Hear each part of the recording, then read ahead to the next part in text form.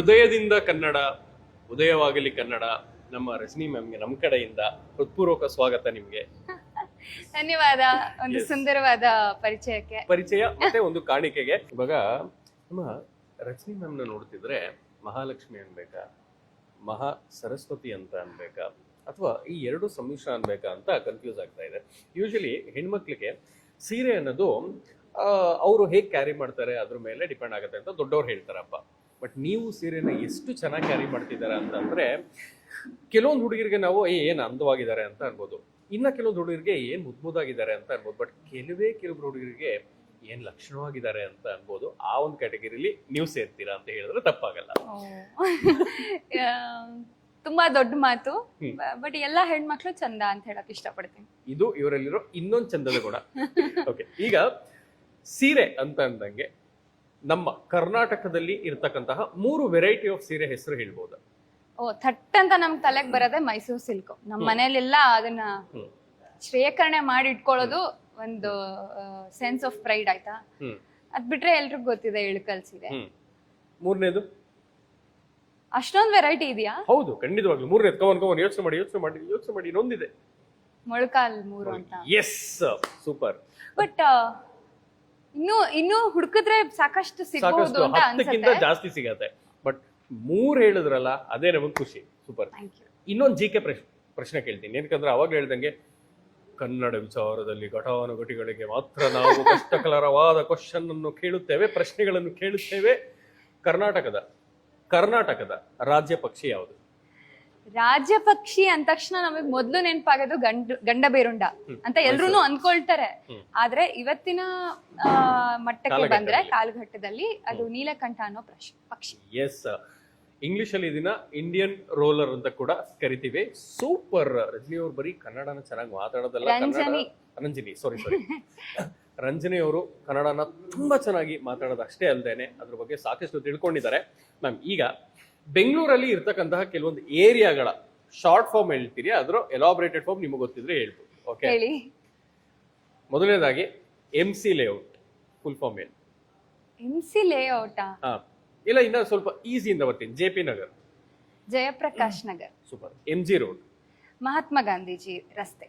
Okay, next Vijayanagara ಸುತ್ತಮುತ್ತ ಇರೋರ್ಗೆ ಇದು ಗೊತ್ತಿರುತ್ತೆ. RPC ಲೇಔಟ್ ಅಂದ್ರೆ ಏನು? ಓ, ಅದು ರೈಲ್ವೆ ಪ್ಯಾರಲಲ್ ಕಾಲೋನಿ ಲೇಔಟ್ ಅಂತ ಕರೀತಾರೆ. ಓಕೆ, MC ಲೇಔಟ್ ಅಂದ್ರೆ ಏನ್ ಗೊತ್ತಾ? ಇಲ್ಲ, ನನಗೆ ಆ ತರದೊಂದು ಏರಿಯಾ ಇದೆ ಅಂತಾನೆ ಗೊತ್ತಿಲ್ಲ. ವಿಜಯನಗರ ಪಕ್ಕನೇ ಇರೋದು, ಗೊತ್ತೇ ಇಲ್ಲ ನನಗೆ. ನಮ್ಮನೆ ಇರೋದಲ್ಲೇ. ಓಕೆ, ಅದಕ್ಕೆ ಹೇಳ್ಬಿಡ್ತೀನಿ. ಮಾಗಡಿ ಕಾರ್ಡ್ ರೋಡ್ ಲೇಔಟ್ ಅಂತ. ಹೌದಾ? ಎಸ್. ಓಕೆ, ಈಗ ನಿಮಗೆ ತಿಂಡ್ಲು ಗೊತ್ತಾ? ಎಲ್ಲ ಗೊತ್ತಿದೆ ಅಲ್ಲ ಇವ್ರಿಗೆ. ಸ್ವಲ್ಪ ದೂರ ತಿಂತಾರೆ. ದೊಡ್ಡ ಬಾಂಬ್ಸ್ ಅಂದ್ರೆ ಗೊತ್ತಾ? ಬೇಡ, ನೀವ್ ನಾರ್ತ್ ಬೆಂಗಳೂರೇ ಅನ್ಸುತ್ತಲ್ವಾ? ಇಲ್ಲ, ವೆಸ್ಟ್. ಓಕೆ, ಬಟ್ ಆದ್ರೂ ಗೊತ್ತು. ಯಾಕೆ ಹೇಳಿ? ಎಲ್ಲಾ ಕಡೆ ಓಡಾಡ್ತಿರ್ತೀರಾ. ಇಂಜಿನಿಯರಿಂಗ್ ಮಾಡ್ಬೇಕಾದ್ರೆ ಊರಲ್ಲೇ ಸುತ್ತಿದೀವಿ. ಓಕೆ, ಈಗ ನಿಮಗೆ ಒಂದು ಚೊಕ್ಕದಾದಂತಹ ಒಂದು ಟಾಸ್ಕ್ ನ ಕೊಡೋಣ ಅಂತ. ನೀವು ಕನ್ನಡದ ಬಗ್ಗೆನೆ 1 ಸೆಕೆಂಡ್ ಬ್ರೇಕ್ ತಗೊಂಡೇನೆ ಪ್ಯೂರ್ ಕನ್ನಡದಲ್ಲಿ, ಆಂಗ್ಲ ಭಾಷೆ ಬಳಸಿದೆ, ಕನ್ನಡದ ಬಗ್ಗೆ ನಿಮ್ಗೆ ಎಷ್ಟು ಒಂದು ಅಭಿಮಾನ ಮತ್ತೆ ಹೆಮ್ಮೆ ಇದೆ ಅಂತ ಹೇಳ್ಬೇಕು. 1 ನಿಮಿಷ, ಇಲ್ಲ 45 ಸೆಕೆಂಡ್. ಕನ್ನಡ ನನ್ನ ಮಾತೃಭಾಷೆ. ನನಗೆ ಹುಟ್ಟಿದಾಗ್ಲಿಂದನೂ ಕನ್ನಡ ಅಂದ್ರೆ ಪ್ರೀತಿ. ಕನ್ನಡ ಅಂತ ಒಂದು ಭಾಷೆ ಅಂತ ನನ್ನ ಮನಸ್ಸಿನಲ್ಲಿ ಇರ್ಲಿಲ್ಲ. ಅದು ನನ್ನ ಅಸ್ಮಿತೆಯಾಗಿ, ನನ್ನ ಮನಸ್ಸಿನ ಭಾಷೆಯಾಗಿ ಇವತ್ತಿಗೂ ಉಳಿದಿದೆ. ಬೇರೆ ಬೇರೆ ಭಾಷೆಗಳು ನನಗ್ ಬರ್ಲಿಲ್ವಲ್ಲ, ಕಲೀಲಿಲ್ವಲ್ಲ ಅಂತ ಇದೆ ಬಿಟ್ರೆ, ಕನ್ನಡನ ನಾನು ಇಲ್ಲಿ ಮಾತಾಡ್ಲಿಲ್ವಲ್ಲ ಅನ್ನೋವರೆಗೂ ನನ್ನ ಜೀವನದಲ್ಲಿ ಯಾವತ್ತೂ ಇಲ್ಲ. ಅದೇ ತರ ನಾನು ದೂರದರ್ಶನ ನೋಡುವಾಗ್ಲೂ ಕೂಡ ಕನ್ನಡ ವಾಹಿನಿಗಳನ್ನೇ ನೋಡ್ತಾ ಇದ್ದೆ. ಆಗ ಏನಾಗ್ತಾ ಇತ್ತು, ನಾನು ಪ್ರೌಢಶಾಲೆಯಲ್ಲಿ ಇದ್ದಾಗ ನನ್ನ ಸ್ನೇಹಿತರು ಕೆಲವರೆಲ್ಲ ಹಿಂದಿ ಭಾಷೆ ಹಾಡುಗಳನ್ನ ನಮ್ಮ ತರಗತಿನಲ್ಲಿ ಹಾಡ್ತಾ ಇರುವಾಗ ನನಗೆ ಅದು ಬರ್ತಾ ಇಲ್ಲ ಅಂತ ಅಂದ್ಬಿಟ್ಟು ನನ್ನನ್ನ ಆಡ್ಕೊಂಡಿದ್ದಿದೆ. ಅಯ್ಯೋ ದೇವ್ರೆ, ನನಗೆ ಕನ್ನಡ ಬಿಟ್ರೆ ಬೇರೆ ಭಾಷೆ ಬರ್ತಾ ಇಲ್ವಾ, ಬೇರೆ ಹಾಡುಗಳು ಬರ್ತಾ ಇಲ್ವಲ್ಲ ಅಂತ ಬೇಸರ ಆಗಿ ಅಲ್ಲಿಂದ ಹಿಂದಿ ಸಿನಿಮಾಗಳನ್ನ ನೋಡೋಕೆ ಶುರು ಮಾಡಿದೆ. ಎಷ್ಟಾಯ್ತು? ಸೂಪರ್. ಓಕೆ, ಕನ್ನಡ ಅನ್ನೋ ಒಂದು ಭಾಷೆನೇ ತುಂಬಾ ಮುದ್ದಾಗಿದೆ. ಅದರಲ್ಲೂ ನೀವು ಮಾತಾಡಿದಾಗ ನೀವು ಮುದ್ದಾಗಿ ಕಾಣಿಸ್ತೀರಾ. ಅಂಡ್ ಕನ್ನಡ ಇನ್ನ ನಮ್ಗೆ ಕ್ಯೂಟ್ ಅಂತ ಅನ್ಸುತ್ತೆ. ಈ ಕ್ಯೂಟ್ ಕನ್ನಡಿತಿಗೆ ಒಂದು ಟಂಗ್ ಟ್ವಿಸ್ಟರ್ ಈಗ, ಆಯ್ತಾ? ಕುರುಡು ಕುದುರೆಗೆ ಹುರಿದ ಹುರಿಗಡಲೆ. ಇದರ ಫಾಸ್ಟ್ ಆಗಿ ಅಟ್ಲೀಸ್ಟ್ ಒಂದು 5 ಸೆಟ್ ಅಷ್ಟ್ ಹೇಳ್ಕೊಂಡ್ಬಿಡ್ತೀನಿ. ಕುರುಡು ಕುದುರೆಗೆ ಹುರಿದ ಹುರಿಗಡಲೆ. ಕುರುಡು ಕುದುರೆಗೆ ಹುರಿದ ಹುರಿಗಡಲೆ.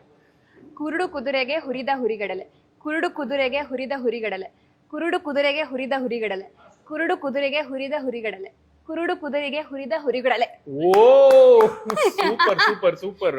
ಲಾಸ್ಟ್ ಅಲ್ಲಿ ಹೇಗೆ ಒಂದು ಜೋಗ್ ಜಲಪಾತದಿಂದ ತುಂಬಾ ಸಲೀಸಾಗಿ ನೀರನ್ನೋದು ಕೆಳಗಡೆ ಬೀಳತ್ತು, ಹಾಗೆ ಇವರ ಬಾಯಿಂದ ಕನ್ನಡ ನುಡಿ ಮುತ್ತುಗಳು ಹಾಗೆ ಈಚೆ ನಿಮ್ ಬರ್ತಾ ಇದೆ. ಮಾತುಗಳಿಂದ ಇದಕ್ಕೆ ಇನ್ನೂ ಒಂದು ಒಳ್ಳೆ ರಸವತ್ತತೆ ಸೇರ್ತಾ ಇದೆ. ಧನ್ಯವಾದಗಳು. ವಂದೇ ಕರ್ನಾಟಕ ನವೆಂಬರ್ 30 ಸಂಜೆ 6ಕ್ಕೆ.